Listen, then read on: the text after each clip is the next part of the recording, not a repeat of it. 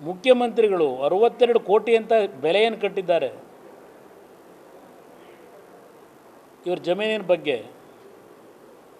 ಆ ಜಮೀನು ಇವತ್ತೇನು ಅಕ್ವೈರ್ ಆಗಿದೆ ಅಂತಾರೆ, ಅದು ದೊಡ್ಡ ಬ್ರಹ್ಮಾಂಡ ಕರ್ಮಕಾಂಡ ಇದೆ. ಈಗ ಚರ್ಚೆ ಮಾಡಲ್ಲ ಅದ್ರ ಬಗ್ಗೆ. ನಾನೇನು ಮಾಡಬೇಕಾಗಿಲ್ಲ, ಕಾಂಗ್ರೆಸ್ ನಾಯಕರುಗಳೇ ಮಾಡ್ತಾರೆ. ಪಾಪ ಅವರೇ ಅದೆಲ್ಲ ಜವಾಬ್ದಾರಿ ತಗೊಂಡಿದ್ದಾರೆ, ನಾನೇನು ಮಾಡಬೇಕಾಗಿಲ್ಲ.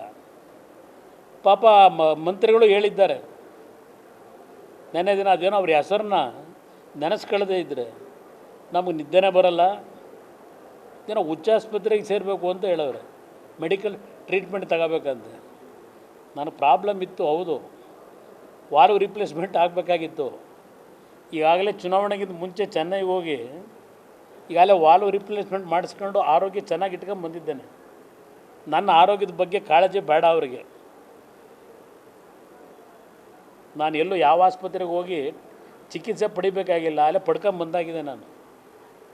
ಆದರೆ ನಿಮ್ಮಗಳಿಗೆ ಹೇಳ್ತಕ್ಕಂಥದ್ದು, ಯಾವ ನಾಡಿನ ಜನತೆಯ ಮುಂದೆ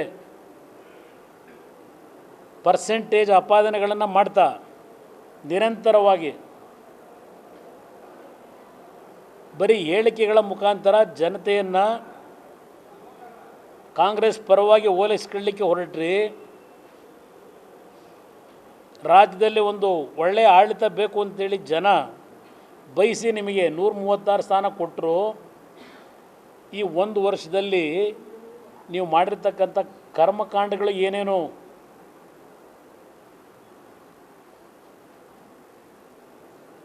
ಇವತ್ತು ನಿಮ್ಮ ಕರ್ನಾಟಕ ನಗರ ಗ್ರಾಮೀಣ ನಗರ ನೀರಾವರಿ ಇದ್ಯಾವುದು ನಿಮ್ಮ ಕುಡಿಯೋ ಇದೆಯಲ್ಲ, ಹಾಂ, ನಮ್ಮ ವಿವೇಕ್ ಕುಲಕರ್ಣಿ ಅವರವರ ನೀರಾವರಿ ಸರಬರಾಜು ನಿಗಮ,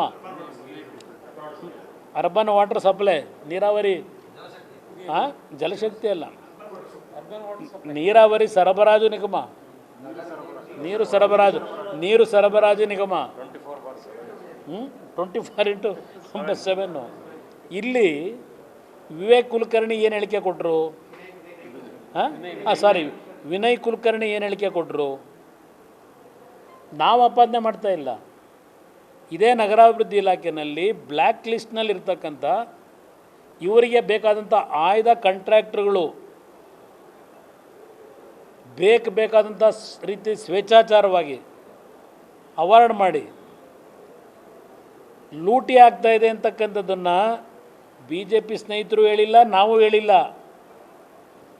ನಿಮ್ಮ ಪಕ್ಷದ ಶಾಸಕರು ಆ ಅಧ್ಯಕ್ಷ ಸ್ಥಾನಕ್ಕೂ ರಾಜೀನಾಮೆ ಬಿಸಾಕ್ತೀನಿ, ದಾಖಲೆಗಳ ಸಮೇತ ಇಡ್ಲಿಕ್ಕೆ ತಯಾರಾಗಿದ್ದೇನೆ ಅಂತ ಹೇಳಿ ಚರ್ಚೆ ಮಾಡಿರೋದನ್ನು ಮಾಧ್ಯಮಗಳು ನೀವು ಬರೆದಿದ್ದೀರಿ.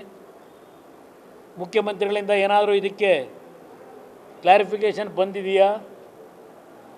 ಇನ್ನು 187 ಕೋಟಿ, ಪಾಪ ಏನು ಹಿಂದುಳಿದವರು, ದಲಿತರ ವಾರಸುದಾರರು ಇವರು. ಇದೇನೋ ಈಗ ಅಲ್ಲೆಲ್ಲ ಹುಬ್ಳಿಲಿ ಬೇರೆ ಇದೇನೋ ಅಹಿಂದ ಸಮಾವೇಶ ಮತ್ತಿನ್ನೊಂದು ನಡೀತದಂತೀಗ, ಡೇಟ್ ಫಿಕ್ಸ್ ಆಗಿದೆ, ಅಹಿಂದ ಸಮಾವೇಶ. ಯಾವ ವಾಲ್ಮೀಕಿ ನಿಗಮದಲ್ಲಿ ಪರಿಶಿಷ್ಟ ಜಾತಿಯ ಜನತೆಗೆ ಆರ್ಥಿಕ ನೆರವು ಕೊಡ್ತಕ್ಕಂಥ ಯೋಜನೆಗಳನ್ನು ಅನುಷ್ಠಾನಕ್ಕೆ ತರ್ತೀವಿ ಅಂತ ಹೇಳಿ 187 ಕೋಟಿ ಹಣ ಇವತ್ತು ಹಗರಣ ಏನಿದೆ, 92 ಕೋಟಿ ಹಣವನ್ನು ಆರ್ಥಿಕ ಇಲಾಖೆಯ ಸಹಮತಿಯನ್ನು ಕೊಟ್ಟು ಯಾವುದೋ ಬ್ಯಾಂಕ್ನಲ್ಲಿ ಇಡಿ ಅಂತಕ್ಕಂಥ ಆದೇಶ ಮಾಡಿದ್ದೀರಿ ಅಂತೇಳಿ ಮಾಧ್ಯಮದ ಸ್ನೇಹಿತರು ಜನತೆ ಮುಂದೆ ಇಟ್ಟಿದ್ದೀರಿ. ನ್ಯೂಸ್ ಫಸ್ಟ್ ನಿರ್ಭೀತಿಯಿಂದ ನಿಮ್ಮ ಪರವಾಗಿ.